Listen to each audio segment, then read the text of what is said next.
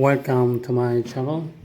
Today I'm going to show you my auto power off system, to which I've connected my three printers. Here I have in yellow the Ender 3 Pro, in blue I have the Ender 3 V2, and here I have the Ender 3 S1.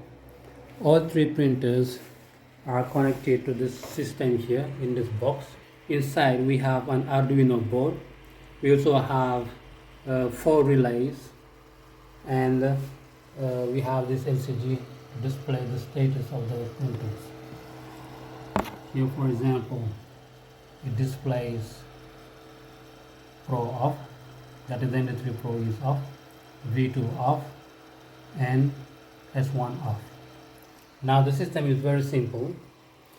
These sockets are connected to the relays inside the box, and those relays are connected to the Arduino system. Now here for each printer I have a switch. For example, for the Ender 3 Pro, this is the switch underneath on the right. Here is the switch for the Ender 3 Pro.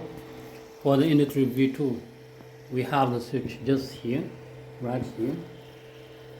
The switch is here. The switch is here. And for the Ender 3 S1, the switch is just right here or under the bed on this blue part. Now what happens is that after the print, the bed moves forward and presses on the switch, and when it presses on the switch, 30 minutes after, the Arduino board turns off the relay and it disconnects the sockets, and that's the same for all three printers. Now for example, here the Ender 3 Pro is on.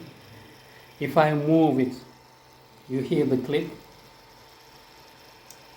It means that the switch is connected. Now the Ender 3 Pro will turn off after 30 minutes of delay. Now here the Ender 3 V2 is off. I just need to move the bed a little bit to turn off the switch, and the printer will turn on. If I move it a little bit like this, you see it turns on. So all three printers are connected to the system. You also have in the description all the links to download these different support. Here for example, we have the support for the switch for the Ender 3 S1 here. You can remove it by just pulling out here. Okay. There is a slot here that helps you slip it on the belt tension, just like this, and you're good to go. Here we have the support for the Ender 3 Pro.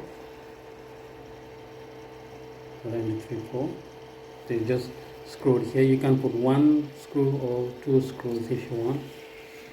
And here we have the support for the Ender 3 Pro, which is retained here by this screw.